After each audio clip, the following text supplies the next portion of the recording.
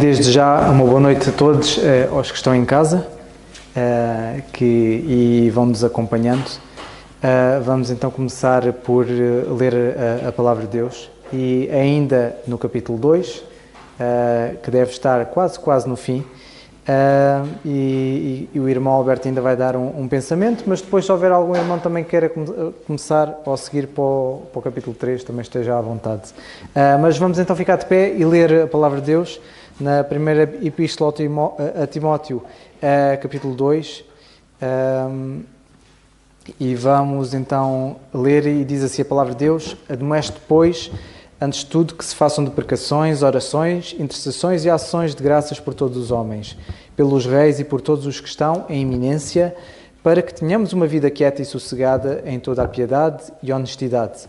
Porque isto é bom e agradável diante de Deus, nosso Salvador, que quer que todos os homens se salvem e venham ao conhecimento da verdade.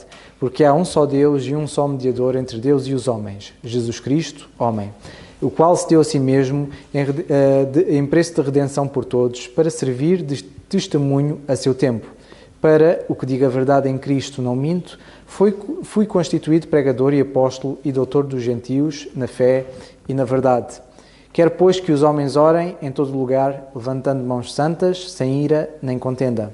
Que, do mesmo modo, as mulheres ataviem em traje honesto, com pudor e modéstia, não com tranças ou com ouro, ou com perlas ou vestidos preciosos, mas como convém a mulheres que fazem profissão de servir a Deus com boas obras. A mulher aprenda em silêncio com toda a sujeição. Não permite, porém, que a mulher ensine nem use da autoridade sobre o marido, mas que esteja em silêncio. Porque primeiro foi formado Adão, depois Eva.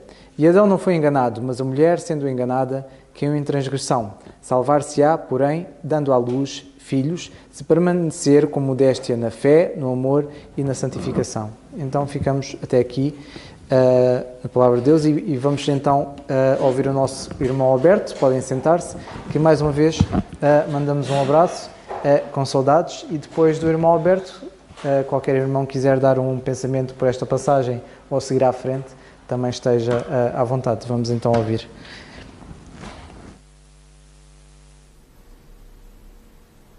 Graças a Deus por sua palavra. Eu louvo ao Senhor por esta igreja, neste momento de oração e estudo das Escrituras. Primeira Epístola de Paulo a Timóteo, capítulo 2, verso 15. Salvar-se-á, porém, dando luz filhos, se permanecerem com sobriedade na fé, no amor e na santificação. Como vão as coisas aí em casa? E a família? Passa bem? São perguntas que ouvimos e fazemos quando encontramos as pessoas que algumas vezes ou por algum tempo não nos vemos. Mas esta pergunta, ou estas perguntas, refletem a preocupação também do apóstolo Paulo, nesses versos, desde o verso 9 até o verso 15 que estamos estudando. E veja que se o apóstolo Paulo soubesse que a sua carta chegaria no século 21, com tanta polêmica, debates, distorções, com certeza ele não ia parar em 7 versículos, ele talvez mudaria para 7 capítulos.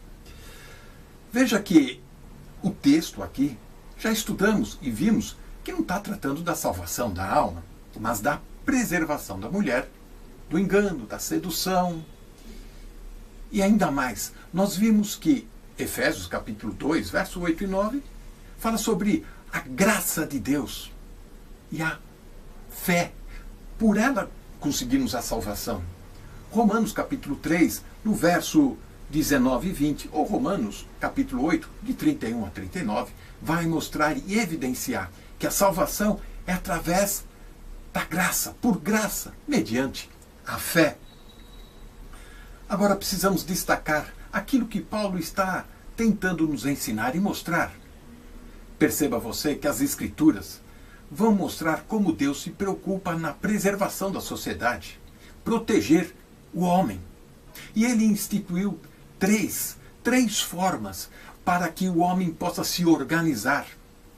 Vamos ver as 3 instituições colocadas por Deus. O casamento e o lar. Logo no capítulo 2 de Gênesis, no verso 18 até 20, o casamento e o lar. Primeira instituição. A segunda instituição está em Gênesis capítulo 9. o governo humano, para reprimir, para dar segurança. E por último, estamos nós, a Igreja do Senhor, em Atos capítulo 9, com a conversão do apóstolo Paulo. E dessas três instituições, a mais fundamental de todas é o lar, é a família, é a casa. E perceba você, é exatamente o casamento e o lar que são atacadas, criticadas pela sociedade de hoje, sociedade moderna. A situação da igreja hoje, da sociedade ou da nação, do jeito que está indo, tudo isso é reflexo daquilo que acontece dentro de casa. A instrução que vem, a formação que vem dos lares, reflete e influencia a sociedade e principalmente a Igreja do Senhor. Toda esposa pode construir ou mesmo destruir o próprio lar. Provérbios 14, no verso 1, já começa assim, mostrando e evidenciando esta situação. Se ela anda com o Senhor, pratica a sua palavra, ela vai construir o lar em piedade, em amor. Agora, se não obedece ao Senhor, se não pratica a palavra de Deus e tem a sua informação, a sua dedução do que vem a ser temer a Deus, ela pode destruir a casa, a sua família. O chamado da mulher é para viver com fé, com modéstia, amor, santificação. E isso traz cada vez mais entendimento da sua função dentro da sociedade. Não estamos aqui discutindo capacidade, e sim responsabilidades. Deus colocou e atribuiu para cada um. Deus deu à mulher a posição principal de educar e influenciar cada um dentro de casa. Começa bem ali na raiz, os fundamentos. A fé que o texto traz é a fé que traz confiança cada vez mais na palavra de Deus, confiança no próprio Senhor e aí nas promessas de Deus. O amor é a essência da caridade. E aqui é um amor sacrificial, de que ela é devota por sua família, por sua casa, pelo seu lar. Ela vai brigar, ela vai fazer de tudo para que este lar se estabeleça e permaneça unido. E a santificação é o processo contínuo de separar-se do mal e influências ruins, principalmente do pecado. Não ficar ouvindo o que especialistas dizem a respeito, mas se curvando às Escrituras. E por fim, a modéstia, ou a sobriedade, conforme outras traduções, é viver com um bom senso, com equilíbrio, discrição. Exatamente é isso que a palavra de Deus salienta, para que a pessoa, para que a família possa sobreviver numa sociedade tão hostil como esta. A melhor descrição da esposa que nós podemos tirar, a esposa ideal, a mulher ideal, está lá em Provérbios capítulo 31, do verso 10 em diante, até o final. E eu vou destacar algumas qualidades para percebermos como Deus coloca a situação. E muitas vezes nós estamos fugindo dos parâmetros de Deus. Veja só que ela é uma mulher de caráter, verso 10 e 12 de Provérbios 31. Ela não tem medo de trabalhar, ela se dedica, ela vai à luta. Provérbios, verso 13 e o 22, o 23, capítulo 31. É uma pessoa generosa, verso 20. Ensina com sabedoria, competência, sabe dar conselhos, o verso 26. Ela apoia, ela ajuda. E quando Deus formou a mulher, as costelas de Adão, era para estar do lado, uma ajudadora, apoiar. Assim está aqui estabelecido. A melhor situação que nós podemos ter é meditar em Provérbios 31, de 10 ao final. Pois é uma poesia hebraica no modelo acróstico, em ordem alfabética, cada letra do alfabeto começando com um conselho, com um conceito, facilitando assim a interpretação, memorização e citação, para que a prática seja colocada em prática, aplicado na vida cotidiana. O marido sábio, ele vai reconhecer os pontos fortes da esposa e vai perceber exatamente e permitir que esta esposa o auxilie em seus pontos vulneráveis, fracos. Saiba você, importante, uma máxima: se uma igreja é forte, os nossos lares serão fortes. Se os nossos lares forem fortes, a igreja será forte. Que o Senhor nos abençoe. Amém.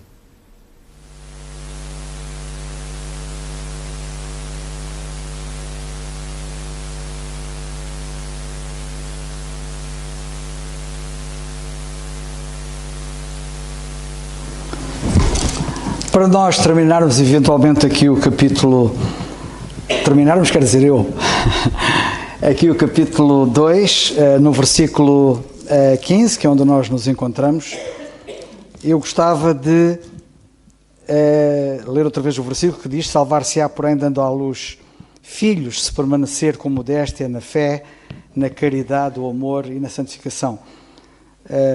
A mulher, claro, é dela que estamos a falar, ou que o apóstolo está a falar. Nós já vimos nos estudos anteriores que as mulheres têm um potencial tremendo. A mulher tem um potencial tremendo. O potencial é de tal forma que pode fazer homens de Deus. Nós já vimos que ela está reduzida entre aspas, tem o papel dela que Deus lhe atribuiu. No ministério público, ela não é pastora nem ensinadora, mas ela pode produzir pastores e ensinadores, já vimos como é que algumas o têm feito. E, portanto, isto para dizer que as mulheres têm um potencial tremendo. Elas podem afetar todo o mundo, porque elas é que criam as pessoas. Elas é que geram no seu interior cada homem, cada um daqueles que vai ser homem, e os forma. Mas elas também têm um potencial tremendo. Se têm um potencial tremendo para o melhor, elas têm um potencial tremendo para o pior. E o nosso irmão Alberto ainda há pouco falou nisso. E eu quero ampliar um pouco essa situação que ele referiu. Ela tem potencial para formar homens de Deus e tem potencial para destruir uma família. Provérbios capítulo 14, versículo 1, o nosso irmão Alberto citou, mas não leu, e eu leio o que está lá escrito. A mulher sábia edifica a sua casa, mas a insensata a derruba com as suas próprias mãos. Está aqui. O potencial dela para o bem e para o mal. E já agora deixar-me dizer uma coisa. Isto é verdade para os homens também. Nós, como homens, também temos um potencial tremendo para o melhor e também temos um potencial tremendo para o pior. E, portanto, isto é motivo de reflexão para ambos. Qualquer um de nós pode ser o maior santo. E que sejamos. E qualquer um de nós pode ser o pior pecador. Não sejamos. Aquilo que eu vou ser, porque eu vou ser uma coisa destas. Aquilo que eu vou ser é uma escolha minha. E a pergunta que eu faço é: o que é que eu vou escolher? O que é que eu vou escolher ser? A passagem diz: se ela permanecer com modéstia na fé, no amor e na santificação. Eu queria chamar a vossa atenção para isto. Não sei se já repararam que há aqui uma coroa. A coroa é modéstia. Porque a modéstia está acima do amor, da fé e da santificação. Ou seja, se ela permanecer com modéstia, tanto na fé, como no amor, como na santificação. Modéstia nos três âmbitos. Portanto, a modéstia está por cima, a superintender, ok? E eu gostava, e visto que estamos a falar das mulheres, não é? porque os homens também estão aqui enquadrados. Os homens só têm que aplicar a eles aquilo que têm que aplicar. Um dos maiores exemplos, que nós temos vários, eu não vou falar dos exemplos todos, como é óbvio, vamos já calar. Mas um dos maiores exemplos de modéstia que nós temos na Bíblia e que as mulheres deviam atentar quanto à modéstia é a Rainha Esther. A Rainha Esther é um exemplo de modéstia. Apesar da palavra de Deus a descrever como formosa e bela, lemos isso em Esther capítulo 2, versículo 7, que ela era formosa e bela, Esther nunca procurou chamar a atenção para si própria. Estas mulheres que assim fazem é que são mesmo formosas e belas. Porque ela, sendo formosa e bela, podia chamar a atenção para si, por causa da sua formosura e da sua beleza. Mas não, nunca chama a atenção para si. E isto revela modéstia. Ela era mais linda de todas as que lá estavam. E, no entanto, a força dela não estava nisso. Em relação a isso, ela relegou aquilo para um plano secundaríssimo. Não era isso que a movia. E eu queria chamar a atenção das mulheres, que as mulheres devem tomar atenção a isto. Onde é que está o vosso foco? A sua modéstia também se manifestou na humildade. E já agora deixar-me dizer que a modéstia é parente da humildade. Quando se fala em modéstia, está-se a falar em humildade. A pessoa humilde é modesta. E a pessoa modesta é humilde. E a humildade dela manifesta-se também no facto de, apesar dela ser rainha, atenção, era rainha, ela estava pronta a escutar sempre os conselhos de Mardoqueu. E quando às vezes nós temos posições elevadas, não ouvimos ninguém, nem queremos saber de ninguém. Se alguém nos quiser dar um conselho, tapamos as orelhas, não queremos ouvir. Isto é falta de modéstia. Irmãs, vocês devem estar preparadas para ouvir os conselhos dos Mardoqueus desta vida. E ela fez isso.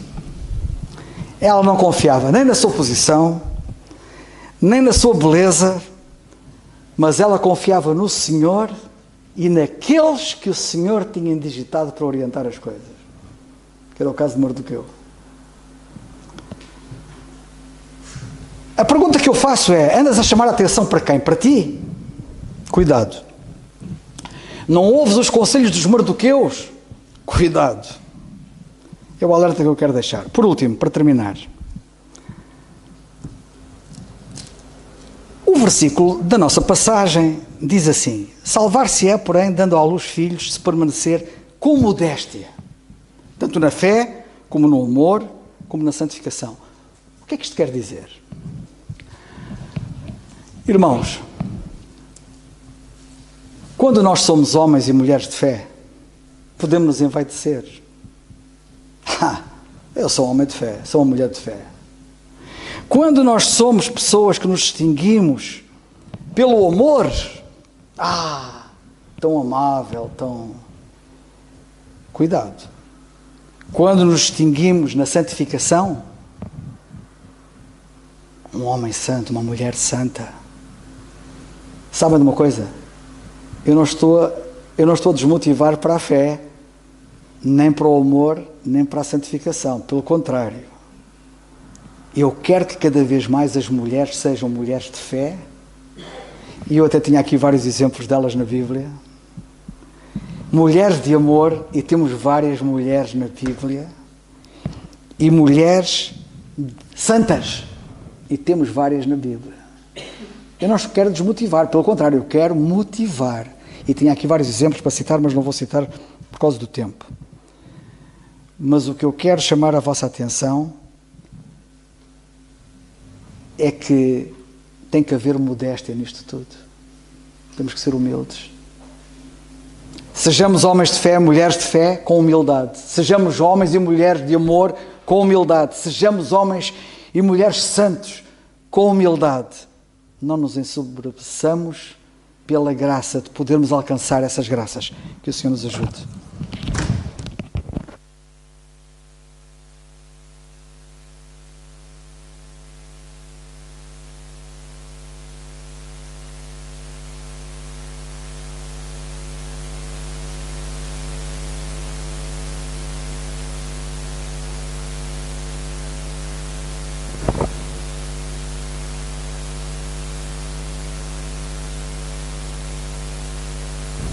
Bem, eu também não quero acrescentar muito mais, porque já muito foi dito, mas quero só exortar a que continuemos a ler este livro, porque este livro de facto é fantástico. Acho que se cada um de nós fizer o que temos estudado e ouvido aqui, já é meio caminho andado para muita coisa.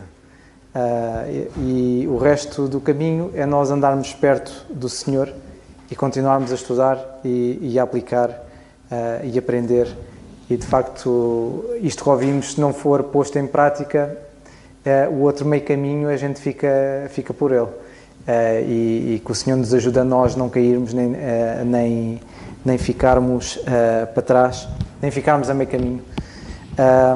O outro exemplo que eu por acaso tenho falado com a Mila até a ler algumas passagens, e uma delas que ainda depois, curiosamente até depois de ouvir o David a falar deste livro, que é o livro de Ruth, ainda fiquei a gostar mais do livro.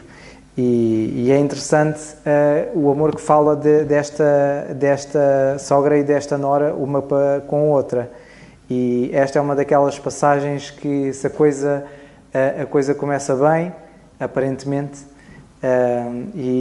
mas depois quando acaba, ainda acaba melhor.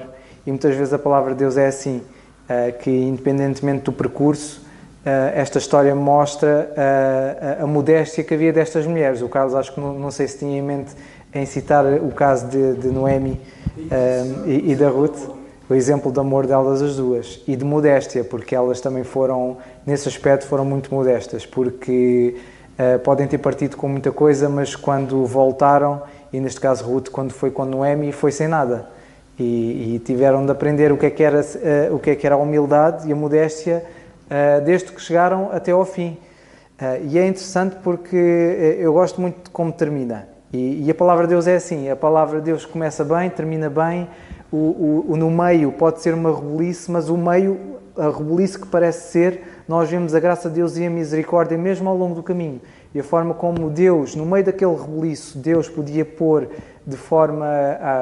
nós temos uma expressão que dizemos à força bruta, podia pôr a ordem à força bruta, mas Deus ao longo da história não tem feito isso. Tem exercido mais graça e misericórdia do que nós merecemos, porque Deus já podia ter acabado com todo este caos e esta desordem há muito tempo, mas de facto o Senhor tem mostrado muita graça e muita misericórdia. E eu gosto de que, independentemente disso e das coisas estarem mal e às vezes ficarem pior, no fim vai acabar bem. E o livro do Apocalipse é um exemplo disso, e o livro de Ruth é isso, é esse exemplo também.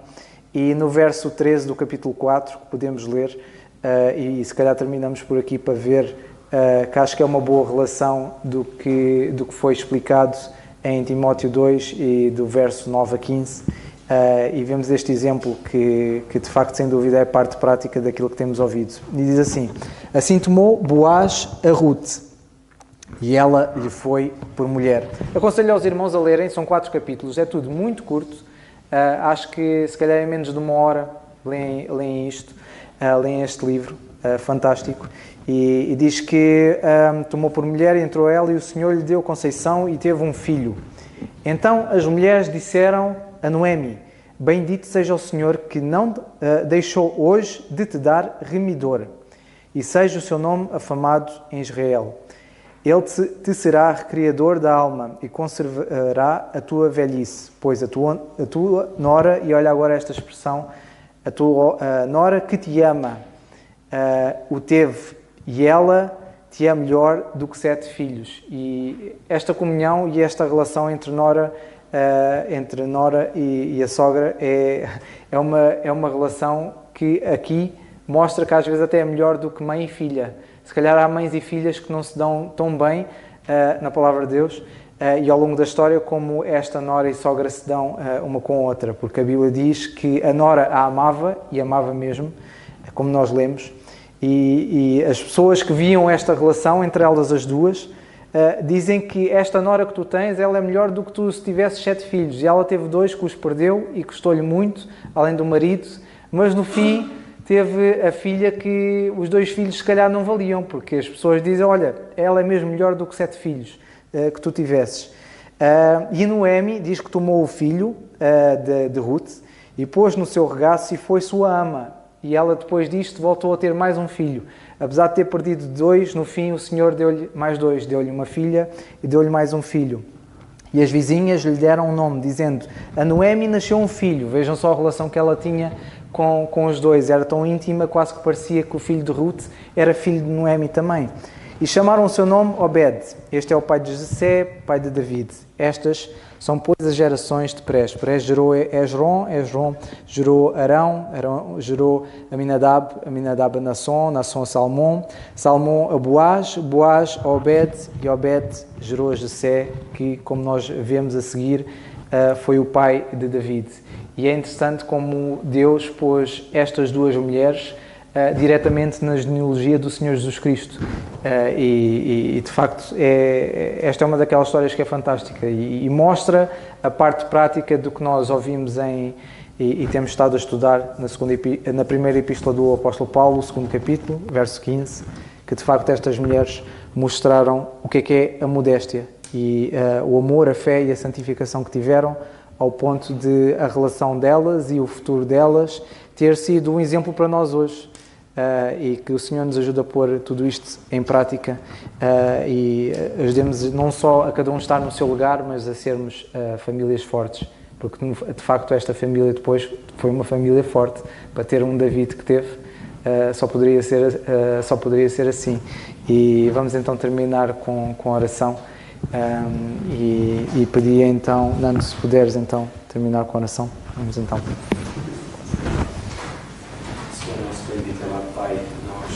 Graças a Deus por aquilo que ouvimos, Senhor. Ao lermos a Tua Palavra, podemos ler vezes sem fim, Senhor, e que cada vez, Senhor, são novas os tesouros, Senhor, que Tu nos mostras. E nós Te agradecemos, Senhor, porque de facto este capítulo, Senhor, e este último versículo 15, Senhor, nos mostra de facto que a santidade é a Tua vontade para os dias de hoje, tanto para mulheres como para homens, Senhor. E esse é o nosso propósito, Senhor, viver cada dia, Senhor, para que possamos ser mais parecidos contigo, Senhor. Que esse seja o nosso objetivo, Senhor. E se assim for, teremos famílias fortes, teremos igrejas firmes, sólidas, fiéis a Ti, Senhor. E esse é o segredo, Senhor. O segredo da santificação é que cada dia caminharmos, Senhor, e que o nosso foco seja sermos parecidos com o nosso Senhor Jesus Cristo. E que, de facto, seja este o nosso propósito, quando caminhamos com alguém ao nosso lado, tentar levá-lo para mais perto de Ti, Senhor. E sim, isso é, de facto, a nossa tarefa, Senhor. E, acima de tudo, Pai, que nos dês a força necessária, Senhor, para podermos, de facto, anunciar a Tua Palavra, Senhor, com fidelidade, Senhor. E não nos deixarmos influenciar pelas circunstâncias à nossa volta, Senhor, que querem descaracterizar, Senhor, o homem, querem descaracterizar a mulher, Senhor, e acima de tudo, Pai, a Tua imagem, Senhor. Nós, de facto, somos tão fracos, Senhor, mas precisamos de Ti, queremos depender de Ti. É por isso que estamos aqui, para ouvir a Tua Palavra, para aprender, Senhor, e para crescermos. Obrigado mais uma vez pelos Teus servos que expuseram a Tua Palavra, Senhor, e cuida de cada um deles, Senhor. E obrigado pela bênção que temos tido, Senhor, através deles e temos recebido, Pai. No nome do Teu Filho, nosso Senhor Jesus Cristo. Amém. O nosso estudo então está terminado. E o resto de uma boa semana.